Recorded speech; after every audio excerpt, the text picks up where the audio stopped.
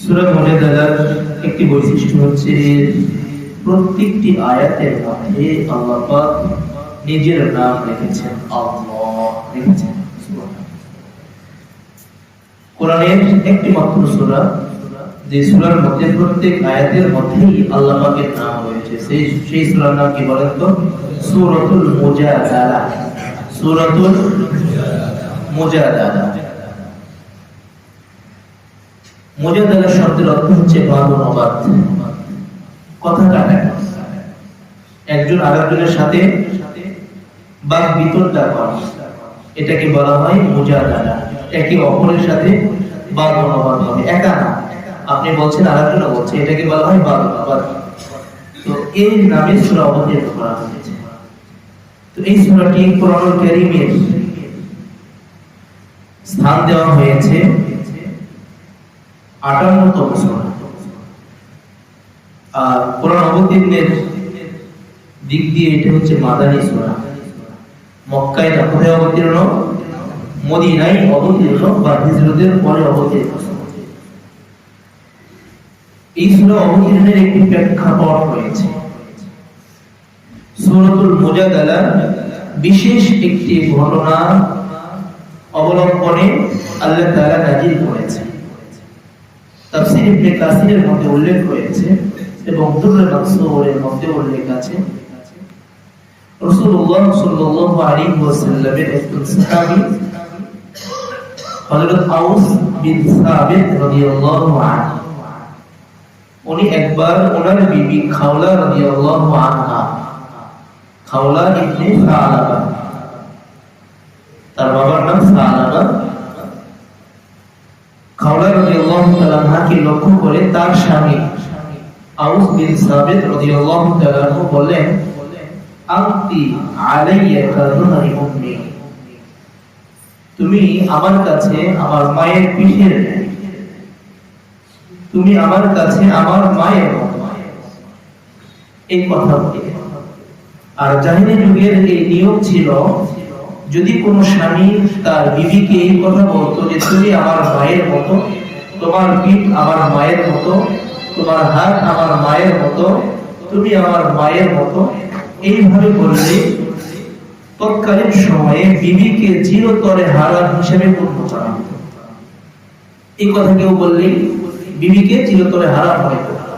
ওনারা তালাকের চেয়েও এই শব্দটাকে মারাত্মক মনে, যেরকম আমরা আমাদের বর্তমান ইসলামের শরীয়তে যদি কেউ স্ত্রীকে 3 তালাক দিয়ে দেয়, একসাথে বললেও কিন্তু 3 তালাক হয়ে যাবে। যদি কেউ বলে 1 তালাক, 2 তালাক, 3 তালাক, এরূপ বললে 3 তালাকই হয়ে যায়। তালাকের মাসআলা অত্যন্ত গুরুত্বপূর্ণ মাসআলা, যারা বিবাহ করেছেন তাদের জন্য জানা অত্যন্ত জরুরি। তো 3 তালাক হয়ে গেলে যে এরকম বিবি আর আপন বিবি থাকে না, গায়রে মাহরাম হয়ে যায়, 3 তালাক হয়ে গেলে নেওয়ারও কোনো সুযোগ থাকে না, ঠিক অনুরূপ আরবের মধ্যে এই কথা বললে তারা এইটা মনে করতো বিবি চিরতরে হারাম হয়ে গেছে। যখন স্বামী স্ত্রীকে বলছে তখনও পর্যন্ত ইসলামী বিধিবিধান অবতীর্ণ হয়। রাসূলুল্লাহ সাল্লাল্লাহু আলাইহি ওয়াসাল্লামের কাছে বিধান জানবার জন্য খাওলা বিনত সালাবা রাদিয়াল্লাহু আনহা গিয়েছেন রাসূলের কাছে। যাওয়ার পরে রাসূলকে বলছেন, ইয়া রাসূলুল্লাহ, আমার স্বামী তো আমাকে এইরূপ বলেছে, এখন আমার বিধান কি, ইসলামী শরিয়া কি বলে? রাসূলুল্লাহ সাল্লাল্লাহু আলাইহি ওয়াসাল্লামের উপর তখন পর্যন্ত কোনো বিধান অবতীর্ণ হয়নি। এইজন্য রাসূল বললেন, মা আরাকি ইল্লা ক্বাদ হুররিমাত আলাইহি, আমি তো দেখছি তুমি তার জন্য হারাম হয়ে গেছো, তোমার স্বামীর জন্য আর তুমি বৈধ নও, তুমি হারাম হয়ে গেছো।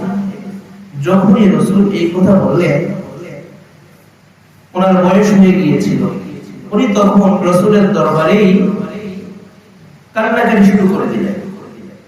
আমার যৌবন কাল আমি কাটিয়ে দিলাম আমার স্বামীর ঘরে, আমার সন্তানগুলো বড় হয়ে গিয়েছে, এই সময় আমার স্বামী আমাকে এই কথা বলেছে, আমার স্বামী তো তালাক শব্দ বলে নাই, এই রূপ বলে একটা হয়তো মধ্যে আছে তালাক তো বলে নাই, তারপরেও কি আমার স্বামী আমার জন্য চিরতরে হারাম হয়ে গেছে? এই রূপ ভাবে উনি বিলাপ করছিলেন, কান্না করছিলেন। রাসূলুল্লাহ সাল্লাল্লাহু আলাইহি ওয়াসাল্লাম আপন অবস্থায় আছে, তারপরেই জিবরাইল আলাইহিস সালাতু ওয়াস সালাম এই সূরার প্রাথমিক কয়েকটি আয়াত নিয়ে হাজির হয়ে গিয়েছে। সুবহানাল্লাহ। আল্লাহ রাব্বুল আলামিন বলেন قد سمع الله قول التي تجادلك في زوجها وتشتكي إلى الله আল্লাহ রাব্বুল আলামিন ওই নারীর কথা শুনেছে যে নারী আপনার সাথে বাদনবাদ করেছে ওয়াতাশতাকি ইলাল্লাহ এবং আল্লাহ রাব্বুল আলামিনের দরবারে ফরিয়াদ করেছে। আর এক রাওয়ায়াতের মধ্যে আসছে তখন যখন রাসূল সাল্লাল্লাহু আলাইহি ওয়াসাল্লাম বলেছেন তুমি তোমার স্বামীর জন্য চিরতরে হারাম হয়ে গিয়েছো, ওই সময় খাওলা রাদিয়াল্লাহু আনহা বলেছিলেন আল্লাহুম্মা আশকি ইলাল্লাহ, ও আল্লাহ আমি তোমার কাছে শিকায়ত করছি, তোমার কাছে অভিযোগ করছি, এটা কেমনে হলো, এর সমাধান তুমি দিয়ে দাও।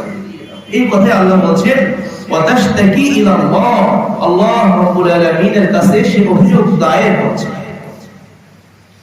আল্লাহ তাআলা শুনেছেন ওই নারীর কথা, যে নারী আপনার কাছে তার স্বামীর ব্যাপারে কথা বলেছে আর আল্লাহর কাছে ফরিয়াদ করেছে।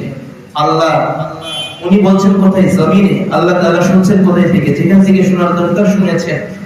কথা কি আস্তে ছিল না জোরে ছিল? আস্তে ছিল। কেমন আস্তে ছিল? আমাদের আয়েশা সিদ্দিকা রাদিয়াল্লাহু তাআলা আনহা বলেন, তাফসীর দুররে মাসুরের মধ্যে আসছে, উনি বলেন যখন ওই নারী আসছে কথা বলতেছিল আমি রাসূলের পাশে বসা ছিলাম, এতটা আস্তে বলছিল, কি বলতেছিল আমি বুঝতে পারি। আমি রাসূলের কাছে বসা ছিলাম, আস্তে আস্তে বলতেছিল, আমি বুঝতে পারছিলাম না, কিন্তু আল্লাহ পাক শুনে ফেলেছেন। সুবহানাল্লাহ। আল্লাহ তাআলা কেমন। আর এই নারীটা কত মর্যাদাশীল নারী, তার একটা বিষয়ের প্রয়োজন হয়েছে, তার ব্যাপারে স্বয়ং আল্লাহ পাক আয়াত নাযিল করে দিয়েছেন। সুবহানাল্লাহ। এই জন্য এই নারী খাওলা রাদিয়াল্লাহু তাআলা আনহার মর্যাদা ছিল সাহাবায়ে কিরামের কাছে। তাফসীরের কিতাবের মধ্যে আসছে একবার হযরত ওমর ফারুক রাদিয়াল্লাহু তাআলা তার বাহিনী নিয়ে যাচ্ছেন। ওমর ফারুক রাদিয়াল্লাহু তাআলা এর পেছনে অনেক সৈন্যবাহিনী ছিল। ওমর ফারুক রাদিয়াল্লাহু আনহুর সামনে, তারপরে রাসূল সাল্লাল্লাহু আলাইহি ওয়াসাল্লামের সাহাবী একজন বৃদ্ধা মহিলাকে সালাম দিলেন এবং দাঁড়িয়ে গেলেন। দাঁড়িয়ে কথোপকথন করছে দীর্ঘ সময় ধরে। তারপরে ওমর রাদিয়াল্লাহু তাআলা আনহু কথা বলা যখন শেষ হলো, সামনের দিকে যাওয়া আরম্ভ করলেন। ওই সময় সাহাবী জিজ্ঞেস করলেন, এক সাহাবী, আমিরুল মুমিনিন, একজন সাধারণ বৃদ্ধ নারীর জন্য আপনি এত দীর্ঘ সময় এত সংখ্যক সৈনিকদেরকে কেন দাঁড় করে রাখলেন, এর মধ্যে রহস্য? তখন আমিরুল মুমিনিন ওমর রাদিয়াল্লাহু আনহু বলেন, তুমি কি জানো এই নারীকে? এই নারীকে তোমরা চিনতে পারছো? এই নারী তো সেই নারী যেই নারীর কথা আল্লাহ রাব্বুল আলামিন নিজেও শুনেছেন এবং সাথে সাথে সমাধান দিয়েছেন। সুবহানাল্লাহ। যদি আজকে এই বৃদ্ধা মহিলা যদি আমাকে ছেড়ে না দিত, কথা সমাপ্ত না করতো, আর আমাকে বলতো সারা রাত দাঁড়িয়ে থাকতে হবে, আমি ওমর আজকে সারা রাত এখানে দাঁড়িয়ে থাকতাম, তারপরেও ওই মহিলা, ওই বৃদ্ধা মহিলা কথাকে আমি অবজ্ঞা করতাম না। সুবহানাল্লাহ। আল্লাহ যাকে সম্মান দিয়েছে আমি কেন ওমর সম্মান দেব না? তাহলে এখানে একটি বিষয়, আল্লাহ সাহাবী, প্রত্যেকটি সাহাবী একে অপরের মর্যাদাকে ক্ষুণ্ণ রাখতেন। যে যে মর্যাদার অধিকারী তাকে মর্যাদা দেওয়া, এটা ইসলামের শরীয়তের অন্যতম একটি বৈশিষ্ট্য। এই জন্য হাদিসের মধ্যে আসছে আমাদের আয়েশা বলেন, যে যে সম্মানের উপযুক্ত তাকে সম্মান দাও। ছোট্ট একটি বাচ্চা হাফেজ হয়েছে, একে এই শোন এদিকে না, আমি সে এদিকে আসেন, তাকে সম্মান দেওয়া। কেন সম্মান দেব? কারণ আল্লাহ পাকের কালাম তার মধ্যে আছে, আল্লাহ পাক তাকে সম্মানিত করেছেন। সুতরাং আমি তাকে সম্মান দেব। একটা মাদ্রাসার তালেবে ইলম, তাকে সম্মান দেব, যদিও সে বয়সে ছোট কিন্তু কালাম আল্লাহ শরীফ গ্রহণ করে। একজন মুরব্বীকে আমরা সম্মান দেব। যে কোনো ব্যক্তি মর্যাদা, দুনিয়ার দিক দিয়ে মর্যাদাশীল হয়েছে তাকে আমি সম্মান দিব, আখিরাতের দিক দিয়ে মর্যাদাশীল ইমাম, মুয়াজ্জিন, মসজিদের খাদেম, তাকে আমি সম্মান দিব, কারণ আল্লাহর ঘরের সাথে সে সম্পৃক্ত।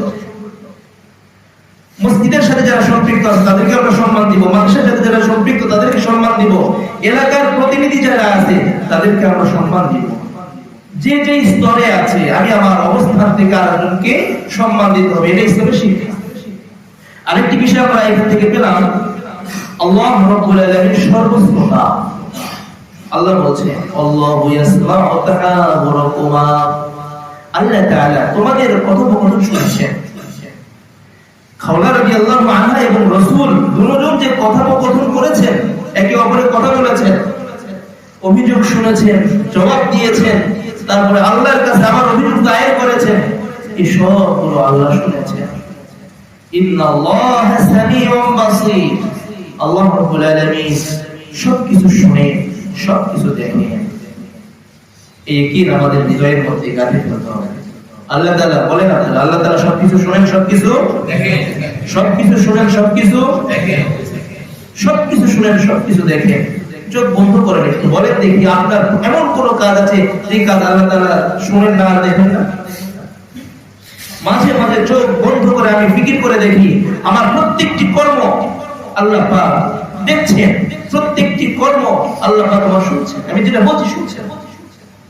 মা ইয়ালফিযু মিন কাওলিন ইল্লা লাদাইহি রাকীবুন আতীদ, সূরা কফের মধ্যে আল্লাহ তাআলা বলেন মানুষ এমন কোন শব্দ জবান দ্বারা উচ্চারণ করে না যা সংরক্ষণের জন্য দুই কাঁধে ফেরেশতা নেই।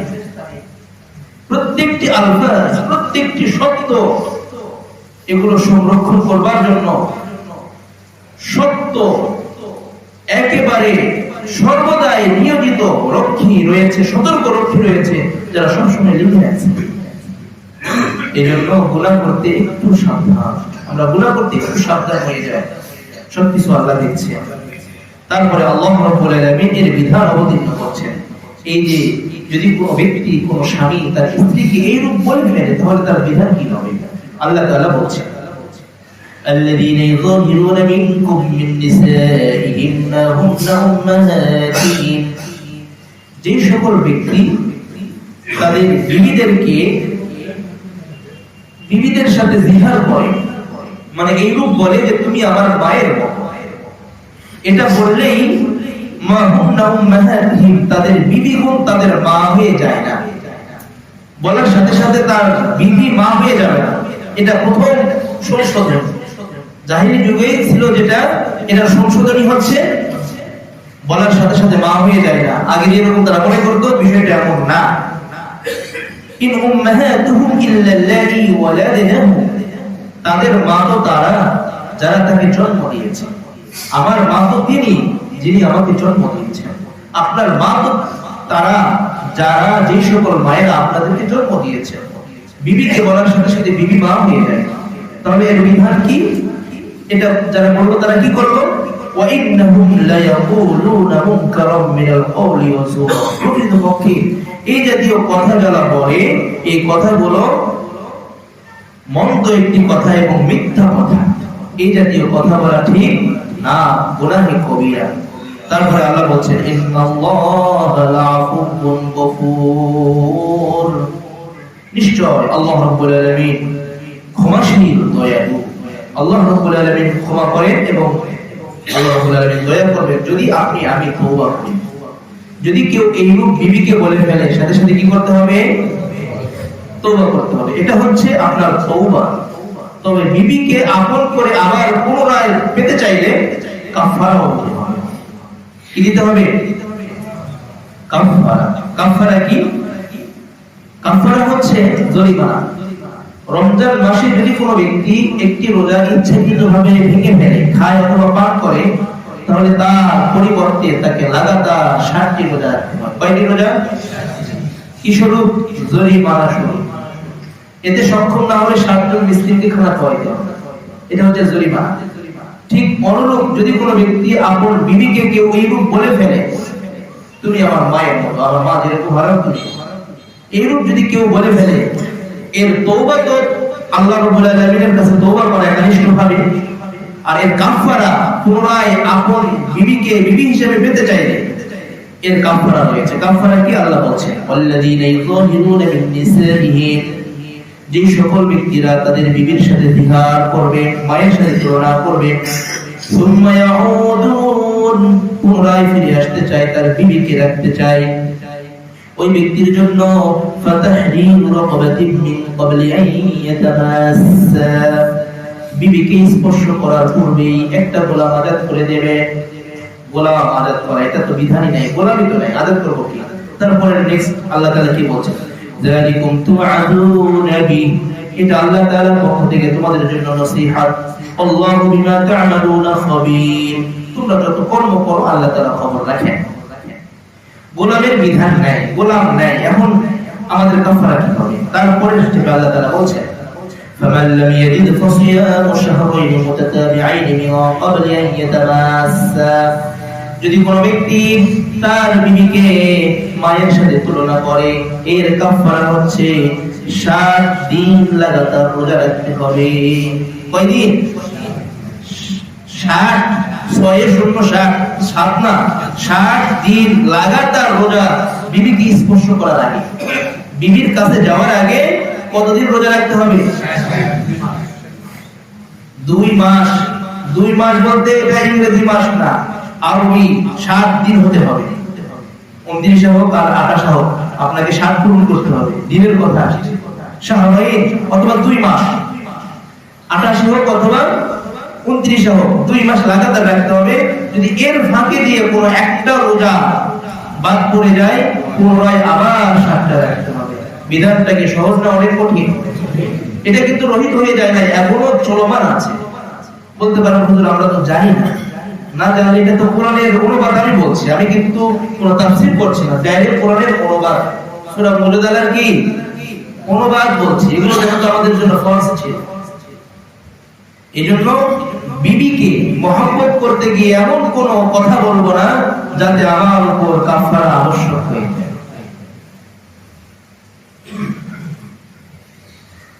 যদি কোনো ব্যক্তি লাগাতার রোজাও রাখতে না পারে, দুর্বল হয়, আল্লাহ তাআলা তারপরে স্টেপ রেখেছেন, ফামান লাম ইসতাতি' ফাইত'আমু 60 মিসকিনা, যদি কোনো ব্যক্তি লাগাতার রোজা রাখতে না পারে, শারীরিক অক্ষমতা, বৃদ্ধ হয়ে গেছে, দুর্বল হয়ে গেছে শরীর, ওই ব্যক্তির জন্য 60 জন মিসকিনকে খানা খাওয়াতে হবে।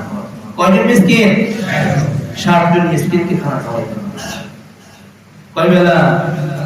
2 বেলা খানা খাওয়াতে হবে, মধ্যম পন্থা। অথবা এটা যদি না হয়, আপনি ফিতরা যে আমরা আদায় করি, এক জন মিসকিনকে এক একটা ফিতরা দিয়ে দিতে হবে। এটা হচ্ছে জিহারের কাফারা। যালিকা লিতুমিনু বিল্লাহি ওয়া রাসূলি, এই বিধান ওই সকল ব্যক্তিদের জন্য যারা আল্লাহ এবং রাসূলের প্রতি বিশ্বাস স্থাপন করেছে, অর্থাৎ আমাদের সকলের জন্য। ওয়াতিলকা হুদুদুল্লাহ, এগুলো বানানোর কোনো ইচ্ছা নয়, এগুলো হচ্ছে আল্লাহ রাব্বুল আলামিনের সীমানা, আল্লাহ রাব্বুল আলামিনের নির্ধারিত ল, নির্ধারিত আইন। দেশের আইন আছে না? দেশের আইন আছে, আইন লঙ্ঘন করলে তার কি হয়? শাস্তি হয়। আল্লাহ রাব্বুল আলামিনের আইন রয়েছে, আল্লাহ তাআলার আইন হচ্ছে হারাম যতগুলো বিষয় রয়েছে, এই সবগুলো মারাত্মক অপরাধ, এগুলোর কি হবে? শাস্তি হবে। চুরি করেছে, দেশের আইন আছে না? আছে, ইসলামেরও আইন আছে, ল আছে। ঠিক কোন জিহাদ করেছে, জিহাদ করার পরেও আল্লাহর আইন আছে।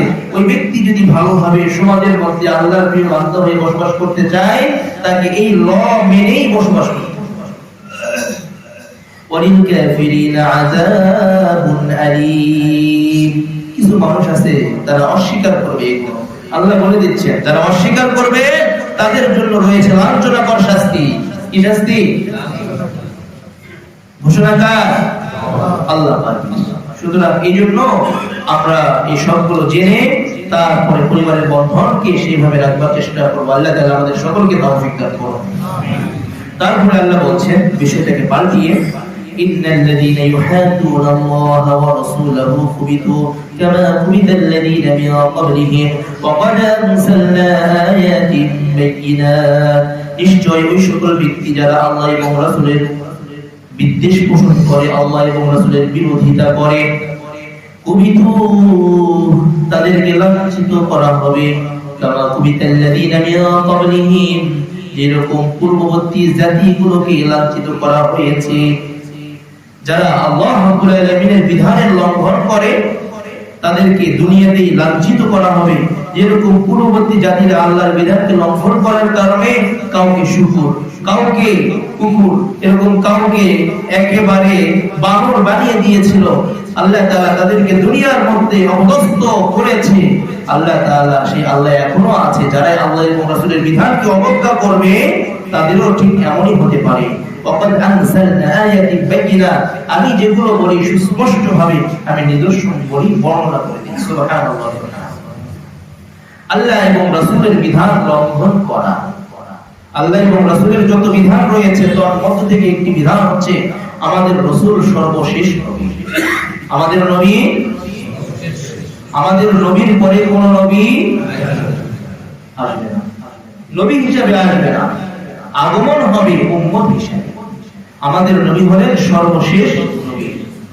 আল্লাহ রাব্বুল আলামিন সূরাতুল আহজাবের 44 নম্বর আয়াতের মধ্যে বলেন, মা কানা মুহাম্মাদুন আবা আহাদিন মির রিজালিকুম ওয়ালাকিন রাসূলুল্লাহি ওয়া খাতামান নাবিয়্যিন।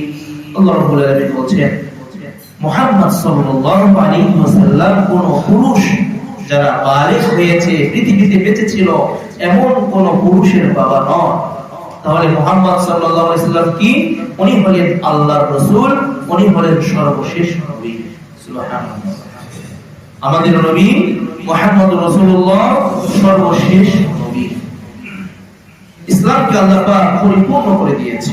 সূরাতুল মাইদা আল্লাহ বলেন, আল ইয়াওমা আকমালতু লাকুম দীনাকুম ওয়া আতমামতু আলাইকুম নি'মাতি ওয়া রাদিতু লাকুমুল ইসলাম দীনা। আমি তোমাদের জন্য ইসলামকে পরিপূর্ণ কমপ্লিট একটি ধর্ম দিলাম এবং তোমাদের জন্য আমি এতে সন্তুষ্ট হয়েছি। ওয়া রাদিতু লাকুমুল ইসলাম দীনা, ধর্ম হিসেবে দ্বীন ইসলামকে দিয়ে আমি সন্তুষ্ট।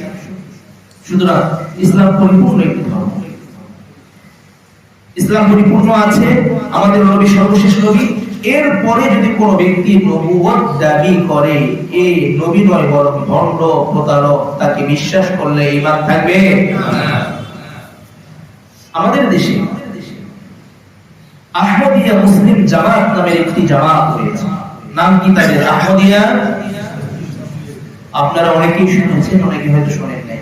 আহমদিয়া মুসলিম জামাত, যারা বর্তমান কাদিয়ানী বলে দাবি করে। নাম কি? কাদিয়ানী। আমাদের রাষ্ট্রীয়ভাবে এরা কিন্তু মুসলিম সংখ্যা, মুসলিম সংখ্যার মধ্যে তাদেরকে গণনা করা হয়, তাদেরকে মুসলিম হিসেবে ধরা হয়। কাদিয়ানীদেরকে কি ধরা হয়? মুসলিম হিসেবে ধরা হয় রাষ্ট্রীয়ভাবে। রাষ্ট্রীয়ভাবে এখনো পর্যন্ত আইন হয় নাই তারা অমুসলিম। এদের ক্ষতি কি? অনেক ক্ষতি আছে।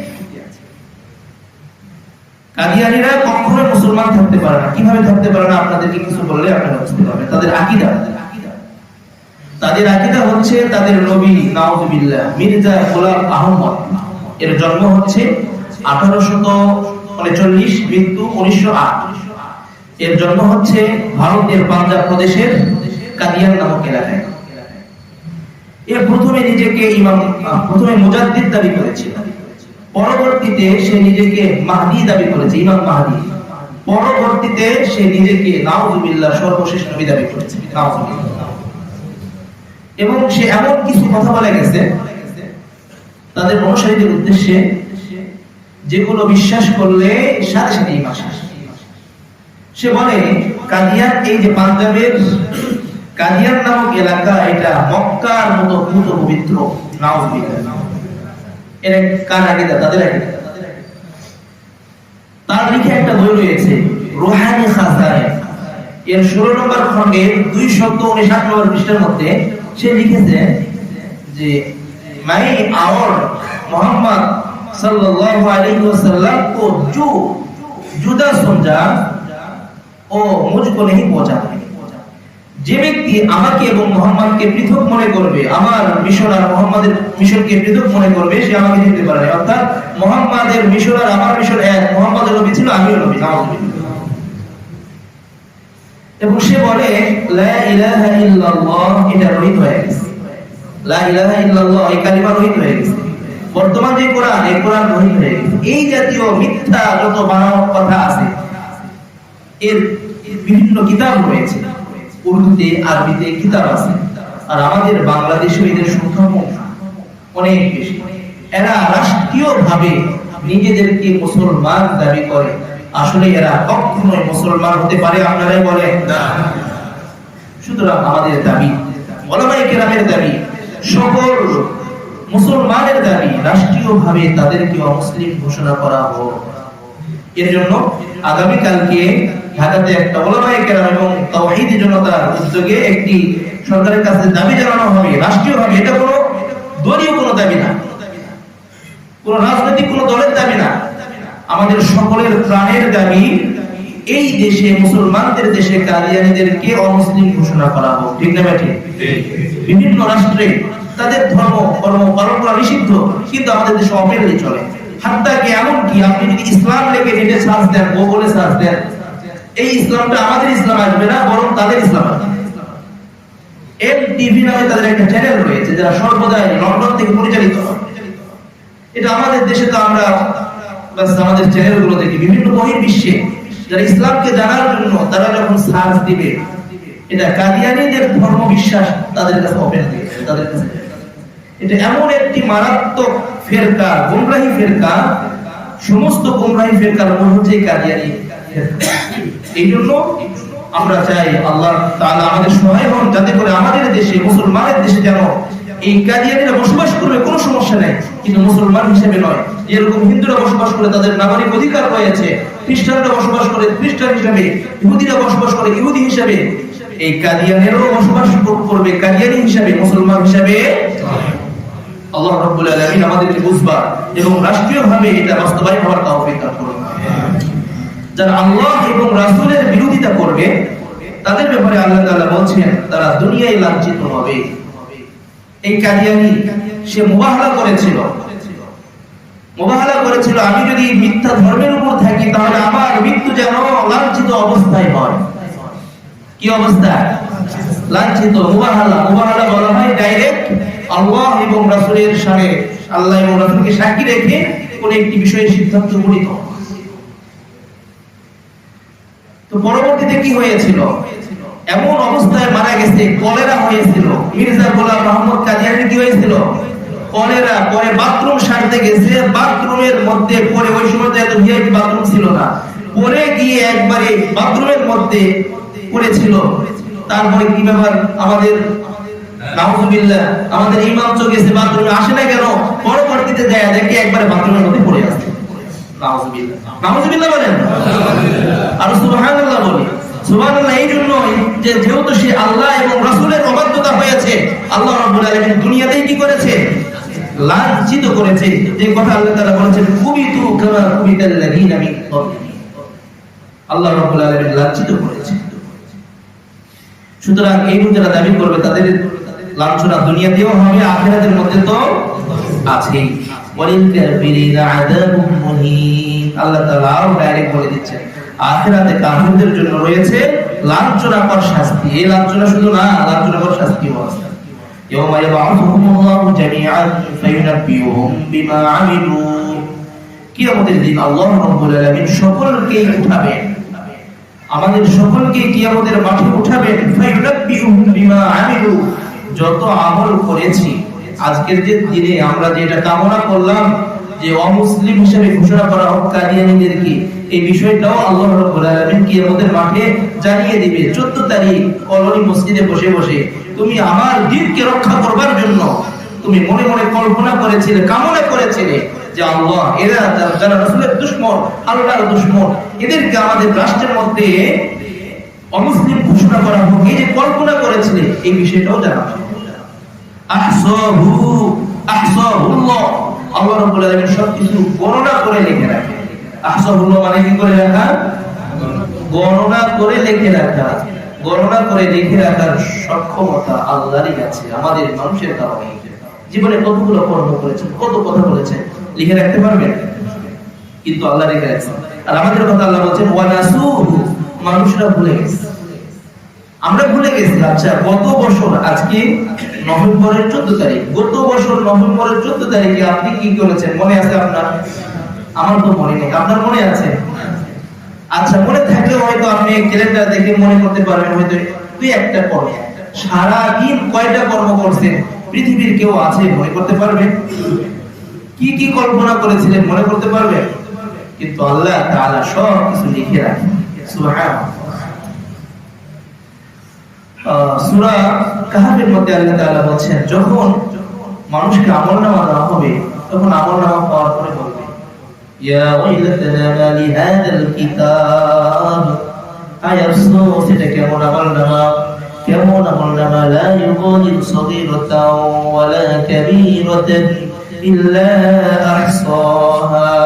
এটা কেমন আমলনামা, দুনিয়ার মধ্যে যত বড় আমল করেছি, যত বড় বড় কাজ করেছি তাও লেখা আছে। সামান্য পরিমাণ একদিন কল্পনা করেছিলাম, চিন্তা করেছিলাম, ছোট্ট একটা কাজ করেছিলাম, ওইটাও দেখি আমলনামার মধ্যে লেখা আছে। আল্লাহু আকবার।